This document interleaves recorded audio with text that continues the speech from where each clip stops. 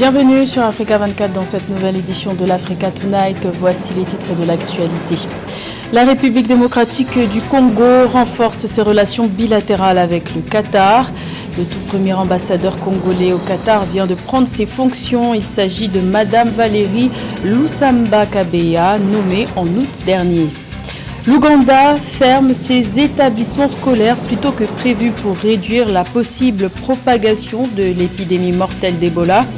Les écoles seront fermées d'ici le 25 novembre prochain plutôt que le 9 décembre comme initialement prévu. Et signature de l'accord cadre pour l'organisation de la CAN 2023 entre la Confédération africaine de football et la Côte d'Ivoire. La cérémonie s'est déroulée ce vendredi 11 novembre à Abidjan et formalise définitivement l'organisation de la 34e édition de la CAN par la Côte d'Ivoire. Mais tout d'abord, l'envoi de soldats kenyans en République démocratique du Congo s'est concrétisé ce samedi 12 novembre après plusieurs mois d'attente. Une centaine de soldats kenyans ont atterri à Goma, capitale de la province du Nord Kivu, dans l'Est congolais, alors que les combats ont repris de plus belle ce vendredi 11 novembre à Rutshuru entre l'armée congolaise et les rebelles du M23, soutenus par le Rwanda selon Kinshasa. Des allégations que le Rwanda dément. Au total, ce sont 903 éléments kenyans qui devraient être affectés à cette mission selon le budget approuvé par le Parlement de Nairobi. Rappelons que le déploiement de soldats kenyans en République démocratique du Congo avait été décidé en juin dernier par les chefs d'État de la communauté d'Afrique de l'Est en vue de stabiliser l'Est congolais en proie à des attaques perpétrées par des groupes armés. Depuis avril dernier, plus de 180 000 personnes ont été déplacées à cause de ces violences. Et les initiatives diplomatiques se poursuivent alors que les tensions entre la République démocratique du Congo et le Rwanda restent vives. Le président angolais João Lourenço est arrivé ce vendredi à Kigali pour de nouveau tenter une médiation entre les deux parties. La République démocratique du Congo qui renforce ses relations déjà existantes avec le Qatar. Le tout premier ambassadeur congolais au Qatar a pris ses fonctions, ou plutôt la toute première ambassadrice, puisqu'il s'agit d'une femme, Madame Valérie Lusamba Kabeya, nommée en août dernier par le président Félix Tshisekedi. Elle a présenté ses lettres de créance à l'émir du Qatar le 6 novembre dernier. Plus de détails avec Eugène Chema. Premier ambassadeur de la République démocratique du Congo au Qatar, Madame Valérie Lusamba Kabeya a présenté ses lettres de créance qui l'accréditent dans l'émirat gazier du Golfe. La cérémonie de présentation des lettres de créance à l'émir du Qatar, Cheikh Tamim bin Hamad Al Thani, a eu lieu le 6 novembre au palais princier de Doha. Congolaise de la diaspora et riche d'un parcours professionnel dans les médias et la promotion des services d'innovation en TIC aux États-Unis, son Excellence Valérie Lusamba Kabeya arrive dans le pays du Moyen-Orient après la signature en mars 2022 d'un accord général de coopération économique, commerciale et technique entre la RDC et le Qatar. La nomination de la nouvelle ambassadrice, Madame Valérie Lusamba Kabeya, au Qatar vient poser un cadre diplomatique à des relations informelles fructueuses qui existaient déjà entre le Qatar et la République démocratique du Congo. Maintenant qu'il y a une ambassadrice au Qatar, elle aura pour première mission de redynamiser et de fructifier les relations qui existent déjà entre ces deux pays. De nombreux projets sont envisagés entre la République démocratique du Congo et le Qatar à la faveur de l'accord général de coopération économique, commerciale et technique signé lors de la visite du président Félix Antoine Tshisekedi à Doha en mars 2021. Cette entente préfigure notamment la modernisation et le développement d'infrastructures maritimes présentés comme stratégiques, notamment le port de Matadi dans le Bas-Congo, le port de Kinshasa et le port de Boma sur la rive droite du fleuve Congo. La compagnie aérienne internationale Qatar Airways compte également en partenariat avec la régie des voies aériennes de la RDC participer aux travaux de modernisation de 3 aéroports phares à l'instar de ceux de Ngili et Ndolo à Kinshasa, Luano à Lubumbashi dans la province du Haut-Katanga. Les entreprises qatariotes ont beaucoup à gagner à investir un marché de plus de 100 millions d'habitants. Et parmi ces entreprises, on pense par exemple à la société Qatar Airways. C'est une coopération gagnant-gagnant. Le Congo a d'énormes potentialités minières et un énorme marché, tandis que le Qatar a d'énormes potentialités financières et des entreprises dynamiques. La nomination d'un ambassadeur de la RDC au Qatar et l'ouverture d'une représentation diplomatique dans ce pays contribuent à la redynamisation de la diplomatie congolaise et la réhabilitation de l'image de marque de ce pays, objectif inscrit comme pilier dans le programme d'action 2021-2023 du président Félix Antoine Tshisekedi. Le Qatar partage des points communs avec le Congo. Il s'agit de 2 pays dotés d'importantes ressources naturelles. Le premier possède les 3e réserves mondiales de gaz naturel et fait figure de 2e plus grand exportateur de gaz naturel liquéfié au monde. Doté d'une superficie de plus de 2 millions de kilomètres carrés, la RDC, de son côté, possède officiellement d'importants gisements inexploités de minerais bruts, dont plus de 50% des réserves mondiales connues de colbate. Avec son fleuve Congo qui dispose d'un bassin de près de 3,75 millions de kilomètres carrés, la RDC possède le 2e plus grand fleuve en Afrique de par sa longueur après le Nil. Des atouts parmi d'autres que l'ambassadeur Valérie Kabeya aura la charge de mettre en valeur auprès du partenaire qatari. Également dans l'actualité, pas de sanctions pour le Tchad. Le Conseil paix et sécurité de l'Union africaine qui se réunissait sur le sujet ce 11 novembre n'a finalement pas pris de telles mesures, et ce malgré le rapport présenté par le président de la commission de l'UA, Moussa Faki Mahamat, rapport qui avait d'ailleurs fuité sur les réseaux sociaux. Finalement, sur les 15 membres du Conseil, seuls 3 États ont suivi la ligne de conduite de l'ancien Premier ministre tchadien qui réclamait des sanctions contre les autorités de transition. Dans les détails, 11 pays se sont prononcés contre. L'Afrique du Sud est restée neutre. Pour certains experts, il s'agit là d'un échec pour Moussa Faki Mahamat. Depuis le 6 novembre, les dirigeants africains se succèdent à la tribune de la conférence sur le climat COP27 qui se tient en Égypte. Ils multiplient les appels à la prise de conscience et à la responsabilité des pays industrialisés, tout en rappelant que les populations du continent africain paient un lourd tribut malgré leur faible contribution à cette crise. Un sujet de la rédaction. Alors que la COP27 se poursuit jusqu'au 18 novembre en Égypte, le constat est unanime. L'Afrique fait face à une urgence climatique et des actions concrètes sont nécessaires. À l'origine de moins de 3% du total mondial des émissions de gaz à effet de serre, le continent africain est en première ligne de cette crise. Les personnes déplacées à l'intérieur de leur propre pays en sont les premières victimes, à l'instar de Falmata, déplacé climatique au Niger, qui est venu partager son histoire à Sharm el-Sheikh. Je m'appelle Falmata.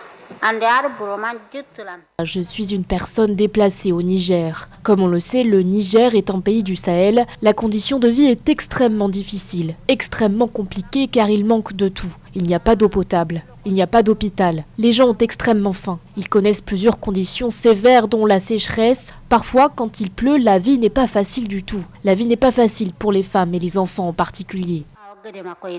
Les pays industrialisés tardent à tenir leurs promesses de financement annuel de 100 milliards de dollars dont la mise en œuvre devait initialement débuter en 2020 en faveur des pays les plus affectés par le réchauffement climatique. De retour dans l'accord de Paris sur le climat depuis 2021, après 4 ans de rupture, les États-Unis, deuxième émetteur mondial de dioxyde de carbone, ont annoncé le 11 novembre de nouveaux efforts en termes de politique climatique. Aujourd'hui, à titre d'acompte, nous annonçons plus de 150 millions de dollars dans des initiatives qui soutiennent spécifiquement les efforts de préparation, y compris l'adaptation en Afrique, un effort que l'Égypte et les États-Unis ont lancé ensemble en juin. Cela comprend le soutien à l'expansion du système d'alerte précoce pour aider à couvrir l'Afrique, élargir l'accès au financement climatique, fournir une protection contre les risques de catastrophes, renforcer la sécurité alimentaire, mobiliser les secteurs privés et soutenir un nouveau centre de formation en Égypte pour accélérer l'adaptation à travers les efforts déployés sur tout le continent. Les promesses et les engagements se multiplient alors que les températures ne cessent d'augmenter, rendant difficile l'accord de Paris sur le climat, visant à limiter à 1,5 degré Celsius l'augmentation de la température moyenne sur la Terre. Seule certitude, la facture de la transition climatique s'annonce salée.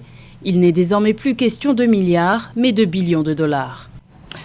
Présenter le savoir-faire africain en matière d'intelligence artificielle, c'est la mission que s'est donnée Oshiore Noya Agabi. Cet ingénieur nigérian a participé à la 6e édition de la Future Investment Initiative qui s'est tenue en Arabie Saoudite fin octobre dernier. Le but, présenter Koniku, la vedette africaine de la technologie futuriste. Reportage de notre envoyé spécial, Séverin Douqueux. L'intelligence artificielle s'impose de plus en plus à notre quotidien. Elle s'inscrit même comme un des domaines prioritaires d'investissement pour le futur de la planète. Koniku se veut la vedette africaine de cette technologie futuriste. Elle a été présentée à Riyad à la 6e édition du Future Investment Initiative, tenue du 25 au 27 octobre 2022. Nous avons beaucoup de chance d'être invités à la FII. En fait, Koniku est un partenaire technologique du Future Investment Initiative. Nous nous sentons très honorés qu'il nous ait invités à cet événement sous ce format qui nous a permis d'apporter notre technologie depuis la Californie à Riyad. Et tout le monde à Riyad est très enthousiaste à propos de cette technologie. Ils ont pu interagir pour la première fois avec notre technologie. Ils ont pu la toucher, ils ont pu s'immerger dans les méandres de sa conception et voir comment nous fusionnons le silicium avec la biologie d'une manière sans précédent. Oshiore Noya Agabi, cet ingénieur nigérian est venu présenter le savoir-faire africain dans la robotique à ce rendez-vous à travers son entreprise Koniku Startup. Sa trouvaille, ce chien robot produit de sa thèse de doctorat et à même de remplacer le chien l'animal, utilisé bien souvent dans la sécurité, notamment pour détecter les ogives explosives, des stupéfiants ou d'autres produits indésirables.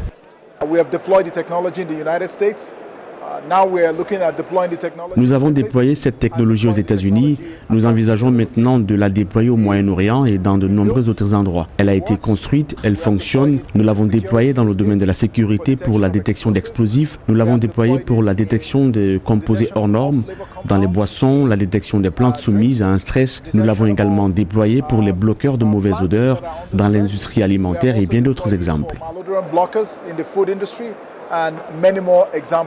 L'ambition du jeune chercheur africain est d'améliorer les conditions de vie de l'homme tant dans les pays développés que dans les pays en développement en équipant les domiciles de dispositifs à base de la technologie Koniku, dans les toilettes notamment, à l'effet de faire une consultation rapide et diagnostiquer d'éventuelles maladies en temps réel.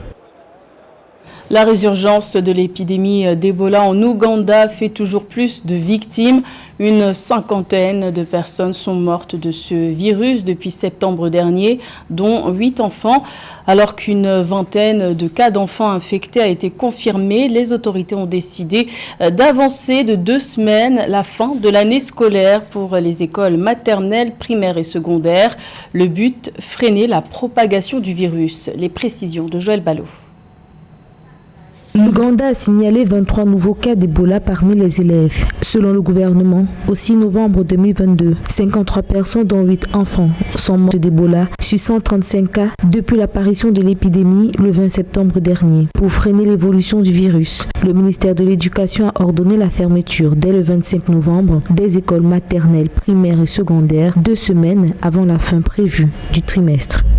Fermer les écoles plus tôt réduira les zones de concentration où les enfants sont quotidiennement en contact étroit avec d'autres enfants, des enseignants et d'autres membres du personnel qui pourraient potentiellement propager le virus.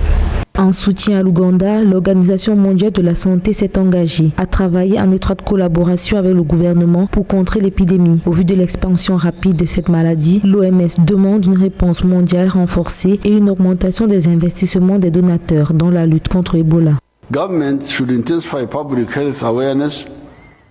Le gouvernement devrait intensifier la sensibilisation à la santé publique et par la suite essayer de mieux comprendre les problèmes communautaires, culturels et traditionnels. Le ministère de la Santé doit intensifier la surveillance dans les différents districts affectés. Selon les autorités sanitaires, l'épidémie d'Ebola en Ouganda provient d'une souche relativement rare qui n'avait plus été signalée dans ce pays d'Afrique de l'Est depuis 2012. Bien qu'il existe au moins 6 vaccins candidats contre l'Ebola virus Soudan, aucun d'entre eux n'a pu jusqu'alors freiner l'expansion de cette souche. Le lancement officiel du compte à rebours pour la prochaine Coupe d'Afrique des Nations de football est lancé.